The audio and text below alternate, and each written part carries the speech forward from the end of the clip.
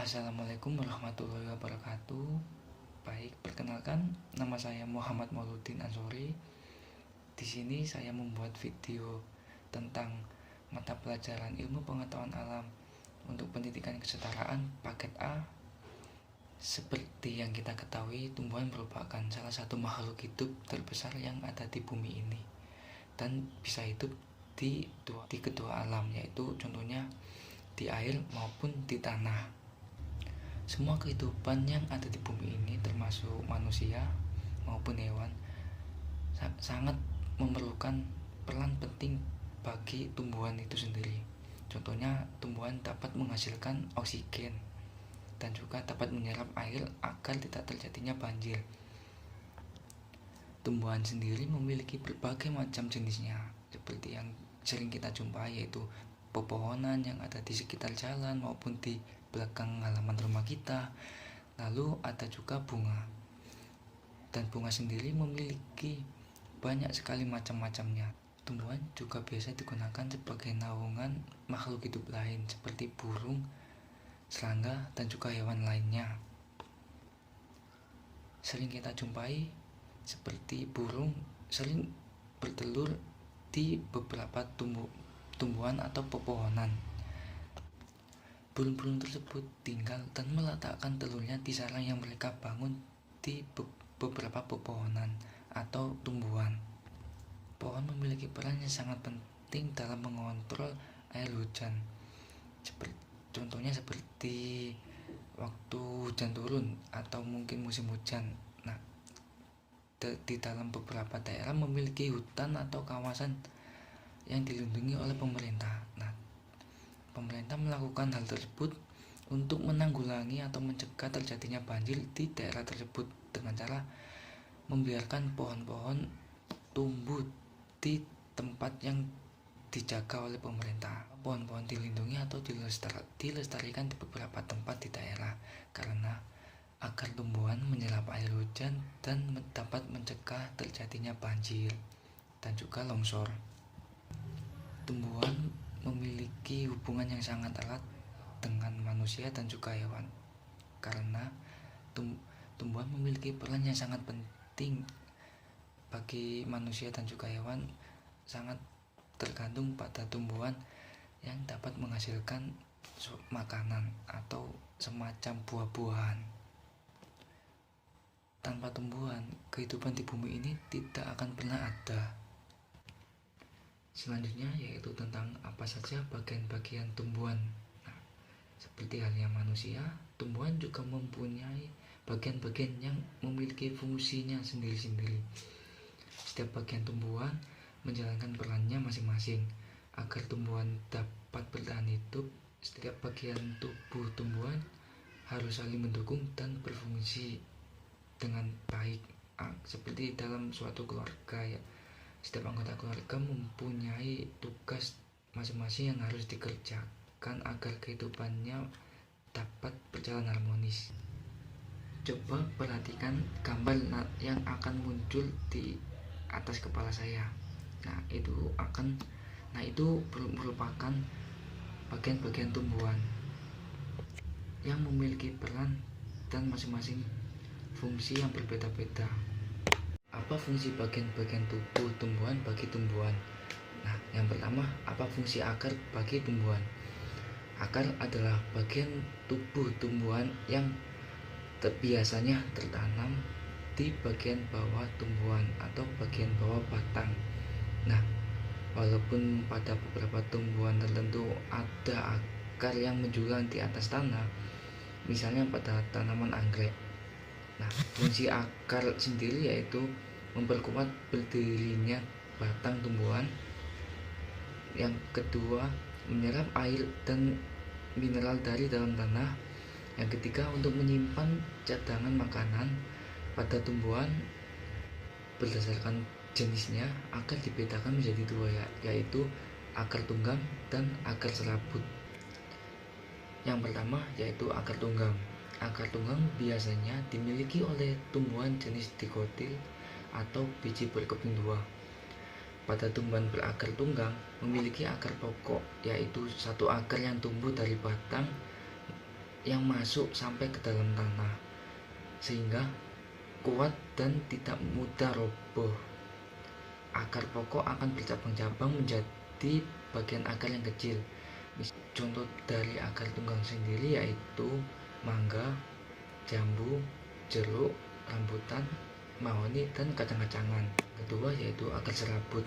Akar serabut sendiri biasanya dimiliki oleh tumbuhan jenis monokotil atau biji berkeping tunggal. Dalam satu pohon, akar serabut jumlahnya banyak dan masing-masing akar besarnya hampir sama. Contoh tumbuhan dari akar serabut ini yaitu padi, jagung, pisang, kunyit, jahe, dan kelapa. Selanjutnya, bagian tumbuhan yang akan kita bahas yaitu mengenai batang. Nah, berdasarkan struktur batangnya, tumbuhan ada yang memiliki batang yang lunak seperti pohon kacang, jagung, dan juga bayam. Ada juga tumbuhan yang berkayu, contohnya seperti pohon mangga, pohon jambu, dan juga pinus. Batang memiliki fungsi yang sangat penting terhadap kelangsungan hidup tumbuhan, sebab batang merupakan tempat tumpuan bagi bagian tumbuhan yang lainnya. Fungsi dari batang sendiri yaitu batang sebagai penopang tubuh tumbuhan agar tumbuhan tersebut dapat berdiri kokoh dan berdiri tegak. Batang juga tempat untuk bersandarnya daun, bunga, dan biji tumbuhan. Batang pada tumbuhan memiliki fungsi yaitu yang pertama, batang sebagai penopang tubuh tumbuhan agar tumbuhan dapat berdiri kokoh dan juga tegak. Yang kedua, mengangkut air dan mineral dari akar menuju daun. Selain itu, batang berperan penting dalam proses pengangkutan zat-zat makanan dari daun ke seluruh bagian tumbuhan. Yang ketiga, sebagai tempat penyimpanan makanan cadangan pada tumbuhan tertentu, misalnya batang pada tumbuhan tebu dan juga sagu. Selanjutnya yaitu mengenai fungsi daun bagi tumbuhan. Daun merupakan peranannya sangat penting bagi tumbuhan karena tempat pembuatan makanan berlangsung pada bagian daun atau yang biasa disebut dengan fotosintesis. Umumnya daun berwarna hijau. Mengapa? Karena warna hijau disebabkan oleh klorofil atau zat warna hijau. Bagi tumbuhan, fungsi daun memiliki peran yang sangat penting. Contohnya seperti tempat pembuatan makanan, pernafasan, dan juga penguapan.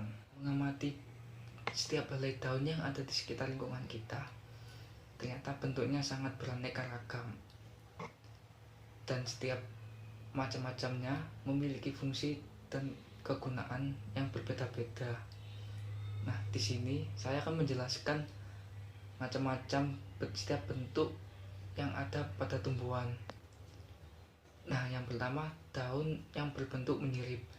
Tulang daun jenis ini memiliki susunan seperti sirip-sirip ikan, tersusun rapi mulai dari tangkai hingga ujung dari helai daun. Contoh tumbuhan yang memiliki jenis tulang seperti ini adalah tulang daun jambu dan rambutan.